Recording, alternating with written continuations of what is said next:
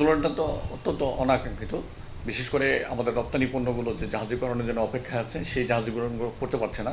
আপনি জানেন যে আজকে একটি জাহাজ সেল করেছে, সেটা হলো সিএমএ পান্থার। সেখানে কিন্তু আপনার অ্যাক্টিউজ কন্টেনার কিন্তু রপ্তানি পণ্য যায়নি, সেখানে শুধুমাত্র এমটি কন্টেনার নিয়ে কিন্তু তারা ফেরত চলে গেছে।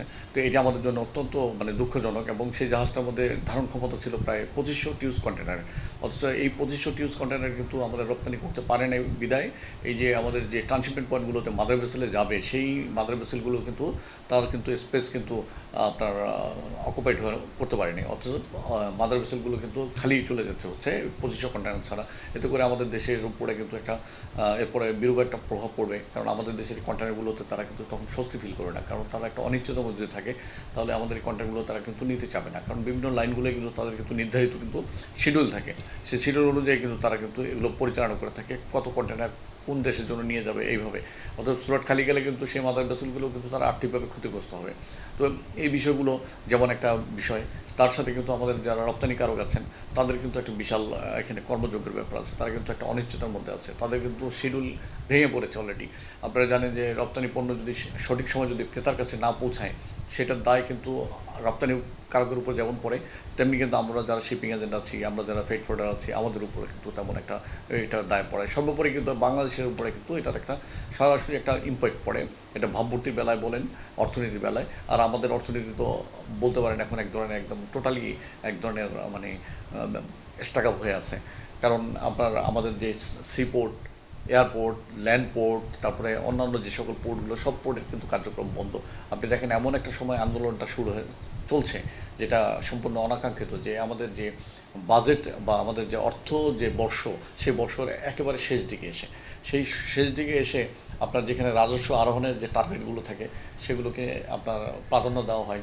আমাদের যারা ইনকাম ট্যাক্স যারা দেওয়া হয় প্রতিষ্ঠানগুলো, ব্যক্তি, সেগুলোর একটা টার্গেট দেওয়া থাকে, সেগুলোকে আরোহণের একটি সর্বোপরি একটা প্রচেষ্টা থাকে। ঠিক এই সময়টায় আন্দোলনটা অনাকাঙ্ক্ষিত। বিশেষ করে আমরা যারা ব্যবসায়ী যারা আছি, আমরা দেখছি যে আমাদের টোটাল আমদানি রপ্তানি বাণিজ্যের যে কিউটা, সেটা অনেকটা জটিল আকার ধারণ করছে।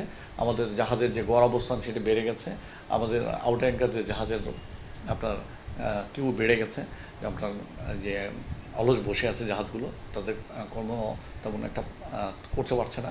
তো এইভাবে কিন্তু প্রতিটা জাহাজের কিন্তু আপনার ক্ষতিপূরণগুলো কিন্তু দিন দিন কিন্তু বৃদ্ধি পাচ্ছে। তো এগুলোর সবগুলোই কিন্তু একটা সরাসরি কিন্তু আমাদের যে ক্ষতি, সেই ক্ষতিটা কিন্তু আমরা যেরকম শিপিং লাইন হব, আমাদের সাথে আলটিমেট যারা আমদানিকারক আছেন, রপ্তানিকারক আছেন, পর সর্বোপরি এটা কিন্তু বাংলাদেশের অর্থনীতির উপরে কিন্তু এই বিরূপ প্রভাবটা পড়বে।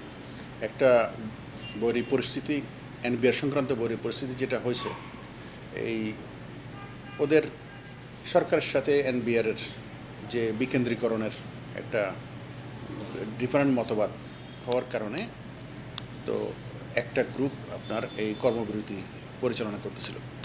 তো কর্মবিরতি পরিচালনা করার তাদের সবার ডেমোক্রেটিক রাইট আছে কথা বলার জন্য, কিন্তু কথা হচ্ছে এমন একটা সেন্সিটিভ জায়গা এনবিআর, যেখানে আপনার একদিন 1 ঘন্টা যদি বন্ধ থাকে, দেশের সার্বিক অর্থনীতির উপর প্রভাব পড়ে।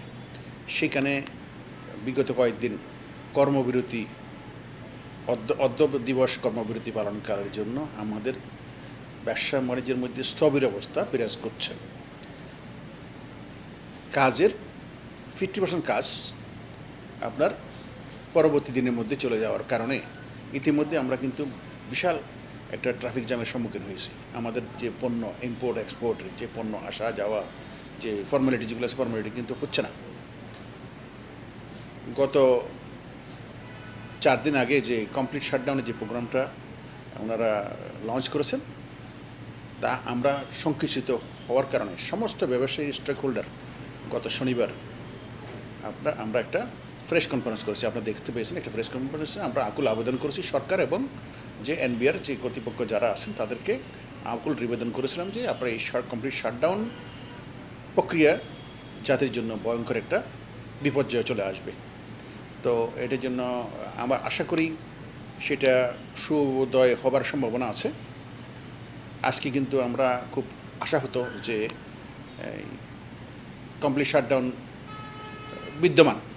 এই কমপ্লিট শাট বিদ্যমানের জন্য আপনারা জানেন যে 1 ঘন্টা যদি কোনো দেশের কর্মকাণ্ড যদি বন্ধ থাকে, এন্টায়ার ইকোনমির উপর বিশাল প্রভাব পড়বে, ব্যবসা বাণিজ্য স্থবির হয়ে যাবে। আমরা যারা বিদেশে এক্সপোর্ট করি, সেখানে আমাদের প্রচুর মাল ইম্পোর্টে আসে, প্রচুর মাল এক্সপোর্টে যায়। প্রত্যেক দিন প্রত্যেক ঘন্টায় আমাদের কিন্তু ইম্পোর্টের মাল আসতেছে, প্রত্যেক দিন যাচ্ছে। সেই ইম্পোর্ট এবং এক্সপোর্টের মধ্যে এই যে আপনার বাধাগ্রস্ত হচ্ছে, সেখানে আমাদের এয়ার শিপমেন্ট অর্ডার ক্যান্সেলেশনের সম্ভাবনা। দ্বিতীয় হচ্ছে র মেটেরিয়াল যদি আমরা সঠিক সময় না পেলে প্রোডাকশনের জন্য আমাদের যে সমস্যাটা হবে, সেই সমস্যাটার জন্য আমরা কিন্তু আবার সেই আমাদের যে ক্রেতাদের কাছে আমাদের সেই আবার অর্ডার ক্যান্সেলেশন এয়ার শিপমেন্টের পর্যায়ে আমরা চলে যাব। তার অর্থ এটাই যে এন্টায়ার বাণিজ্য বিপর্যয়ের সম্মুখীন হচ্ছে। তা আমরা আজকে গতকালকে আমাদের আবেদনের প্রেক্ষাপটে এখনও আমরা সেই আবেদন করব। সমস্ত ব্যবসায়ী স্টেক হোল্ডারের বিনীত আবেদন করেছেন যে এই জায়গা থেকে উত্তরণ করার জন্য সরকার এবং এনবিআর মধ্যে সমঝোতাটা এক্ষুনি জরুরি। বেনাপোল কাস্টমার হাউসে সকাল থেকে ফুললি শাটডাউন চলছে। কলম বিরতির কারণে কিছু কাজ হলেও আজকে থেকে কোনো কাজ হচ্ছে না। আমদানি রপ্তানি কার্যক্রম সম্পূর্ণরূপে বন্ধ রয়েছে। আমরা জানতে পেরেছি যে বাংলাদেশ থেকে কোনো পণ্য ভারতে রপ্তানি হয়নি এবং সকাল থেকে কোনো পণ্য আমদানি হয়নি। এটা দেশের অর্থনীতিতে মারাত্মক প্রভাব পড়বে। আমরা চাই এর শান্তিপূর্ণ সমাধান, যে কাস্টম এবং জাতীয় রাজস্ব বোর্ডের মধ্যে যে বিরোধ চলছে দ্রুত নিষ্পত্তি হোক এবং আমদানি রপ্তানি কার্যক্রম স্বাভাবিক হোক। মাস টু এনবিআর কর্মসূচির কারণে আমাদের জনজীবন আজকে দুর্বিষহে উঠে উঠছে। শটডাউন, লকডাউন দেওয়া হয়েছে, যার কারণে আমাদের আয় রোজগার বিমুখ হয়ে পড়েছে। আমরা জীবিকার উদ্দেশ্যে বাড়ি থেকে বেরিয়ে বেনাপোলের উদ্দেশ্যে আসি পরিবার পরিজনকে নিয়ে ভালো থাকার জন্য, কিন্তু যখন আমরা সেদিকে অবরোধ কর্মসূচি, তখন আমাদের জীবনটা দুর্বিষহ হয়ে ওঠে। আমরা এই আন্দোলনকে যত দ্রুত শান্তিপূর্ণ হয়ে উঠুক তার প্রত্যাশা কামনা করি। এই এনবিআর সংস্কারের কারণে এই যে কলম বিরতি চলছিল, এখন থেকে কমপ্লিট শাটডাউন শুরু হয়েছে। তো মালামাল আমদানি রপ্তানি সম্পূর্ণ বন্ধ আছে।